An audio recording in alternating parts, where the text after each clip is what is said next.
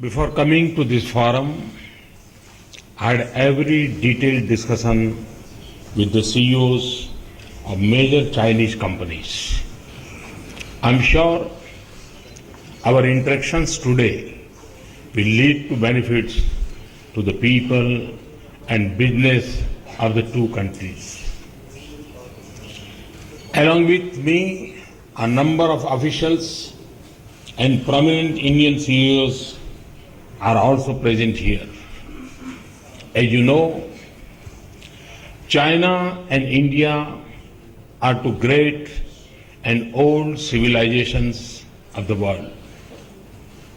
They have provided many lights of knowledge to the entire human society.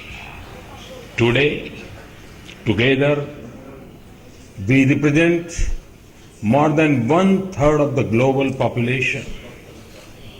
India and China have a common history of 5,000 years and a common boundary of over 3,400 kilometers.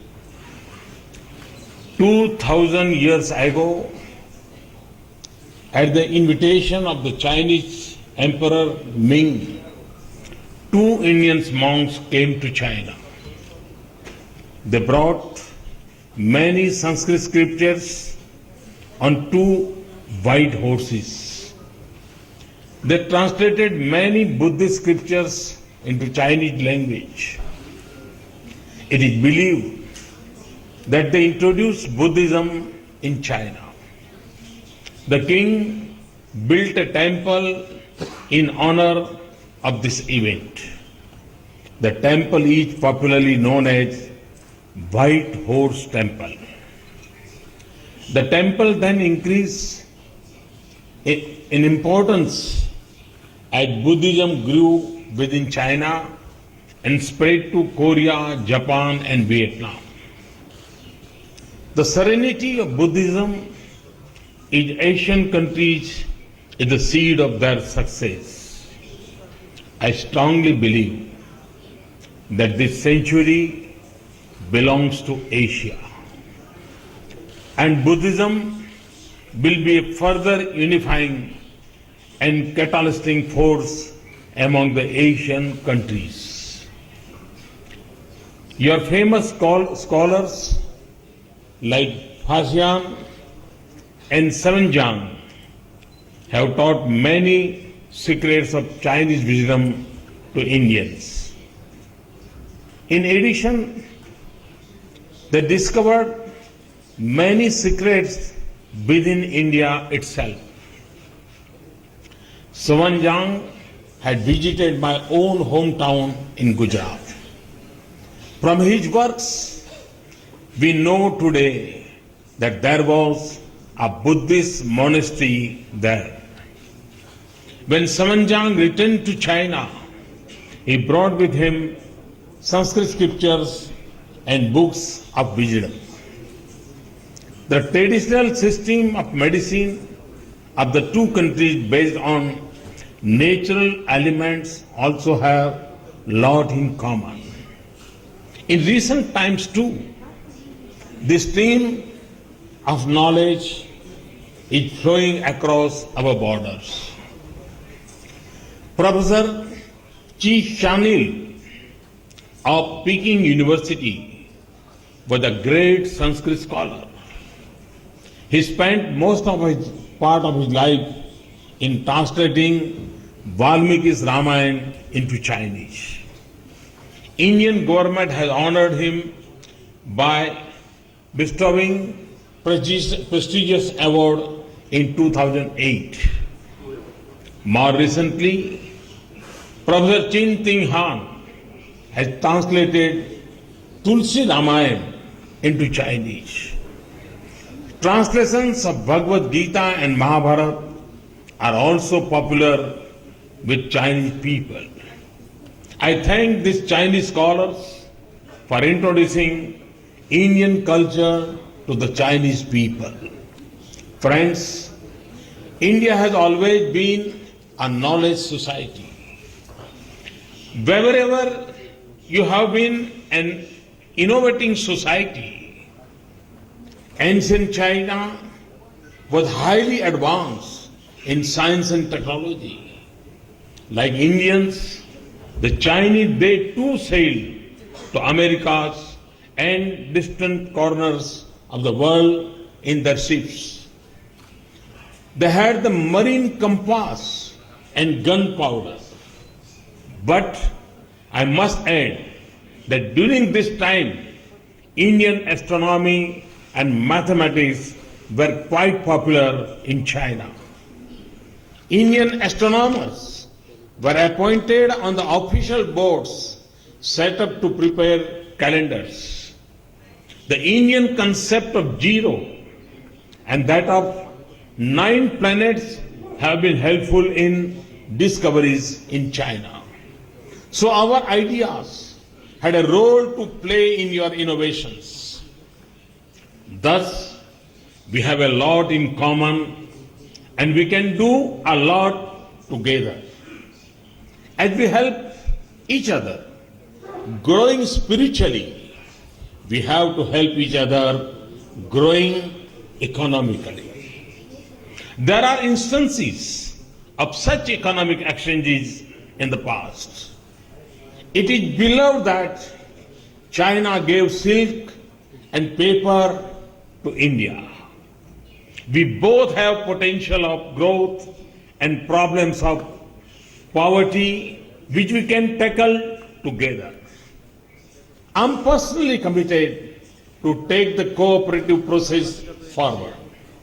That is why, even as Chief Minister of Gujarat, I visited China. As Prime Minister,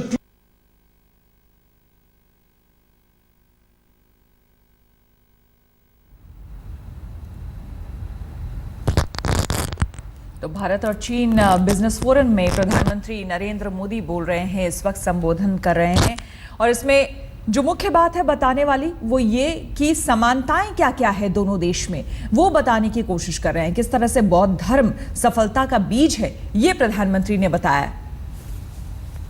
साथ ही उन्होंने ये भी बताया कि किस तरह से कई चाइनीज स्कॉलर्स ऐसे रहे जिन्होंने भगवद गीता और तुलसी रामायण को चाइनीज में ट्रांसलेट किया ताकि भारत की परंपरा और संस्कृति को चाइना के लोगों तक पहुंचाया जा सके।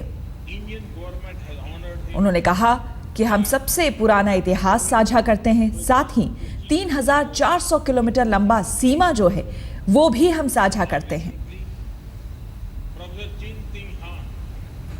Translated Tulsi Ramayana into Chinese. Translations of Bhagavad Gita and Mahabharata are also popular with Chinese people. I thank these Chinese scholars for introducing Indian culture to the Chinese people. Friends, India has always been a knowledge society. In addition, we are going to develop smart cities and mega industrial corridors. For this purpose, we have refined our foreign direct investment policy in construction. We are also coming up with a regulatory framework for this sector. We have targeted 175 gigawatt of renewable energy in next 5 years. In addition to generation, the issues of transmission and distribution of electricity are equally important for us. We are modernizing our railway system, including signals, engines, and railway stations. We are planning metro rail in 50 cities and high-speed trains in various corridors. Similar is the case with highways, which we want to build in faster way. We are putting up new ports and modernizing the old ones through an ambitious plan called Sagar Mala. Similar focus is on upgrading the existing airports and putting up regional airports to enhance connectivity to places of economic and tourist importance. In financial services too, we are moving towards a more inclusive and faster delivery of financial products, including bank loans and insurance. For this purpose, we opened 140 million bank accounts, increased foreign direct investment in insurance up to 49%, and have set up Mudra Bank to fund the micro businesses. Recently, I have launched innovative schemes for insurance and pension to enhance social security of our citizens. In March this year, I had a discussion with Jack Ma of Alibaba in Delhi about possible cooperation for strengthening this microcredit sector of India. As you have successfully done, we also want to promote manufacturing in a big way, particularly to create jobs for our youth, who forms 65% of our population. Hence, we want to make things in India. For the purpose, we have launched a campaign called Make in India. It is also effort of my government to encourage innovation, R&D, and entrepreneurship in country. In this year's budget, we have set up some innovative institutional mechanism for that purpose. We have to learn from you about the development of labor-intensive industries, creating conditions for sustainable foreign direct investment, skill development, infrastructure creation, and export-led development model. All this is a historic opportunity for the Chinese companies. You would already be knowing the direction of my government and the steps we are taking. We have committed ourselves for creating and improving the business environment. I can assure you that once you decide to be in India, we are confident to make you more and more comfortable. Many Chinese companies have the possibility of investing in India to take advantage of India's potentials. The potential lies in manufacturing processing as well as in infrastructure. I am here to assure you that India's economic environment has changed. Our regulatory regime is much more transparent, responsive, and stable. We are taking a long-term and futuristic views on these issues. Lot of efforts have been made and are still underway to improve the ease of doing business. We do believe that foreign direct investment is important and it will not come in the country without globally competitive business environment. Therefore, we have rationalized a number of issues which were bothering the investors. In particularly, we are making the taxation system transparent, stable, and predictable. We have removed lot of regressive taxation regimes. In our very first budget, we said we will not resort to retrospective taxation. We are reducing the complicated procedures, making them available at the one platform, preferably online. Simplifying the forms and formats has been taken up on war footing.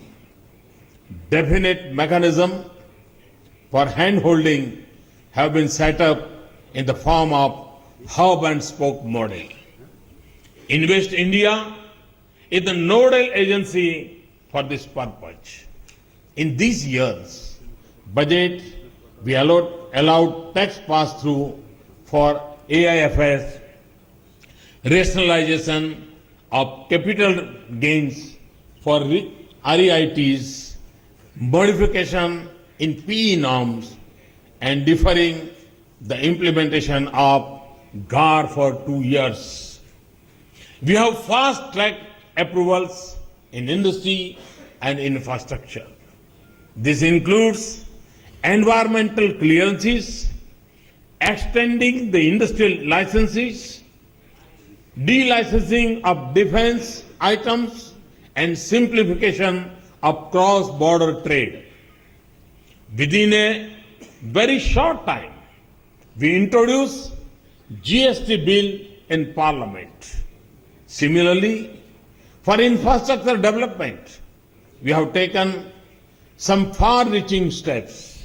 First of all, we have made an all-time high allocation for roads and railway sectors. In addition, we are setting up India Infrastructure Investment Fund. We have also allowed tax-free bonds in the infrastructure sector, including roads and railways. We know that a lot more has to be done, but we are committed to take this process forward.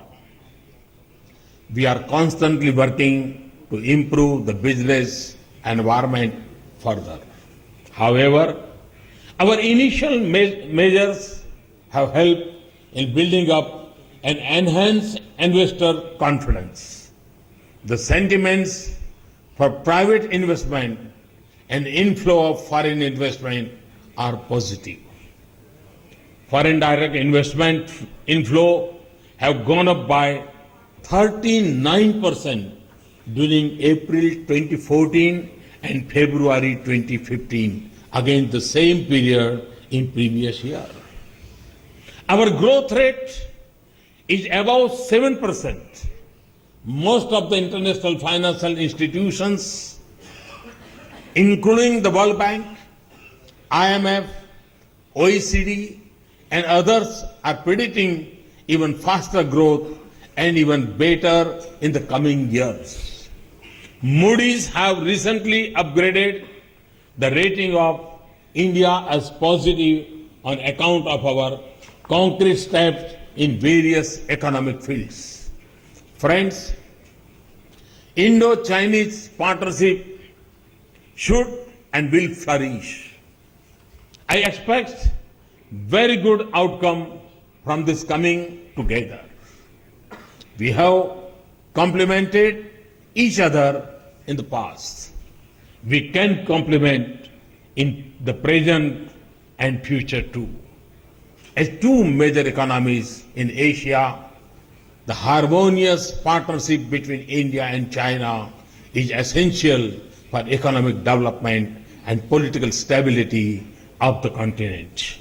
You are the factory of the world, whereas we are the back office of the world. You give thrust on production of hardware while India focus on software and services. Similarly, Indian component manufacturers have been mastered in high quality precision, and the Chinese players have mastered the art of mass production. The component design expertise of Indian engineers and low-cost mass production by China can cater to the global markets in a better way. This industrial partnership of China and India can bring about greater investment, employment, and satisfaction of our people. Friends, let us work together in mutual interest, progress, and prosperity of our great countries. I would conclude by saying that now India is ready for business. You must be sensing the winds of change in India. I only advise you to come and feel the same. I assure you of my personal attention for your success. Thank you very much. Thanks a lot. Thank you.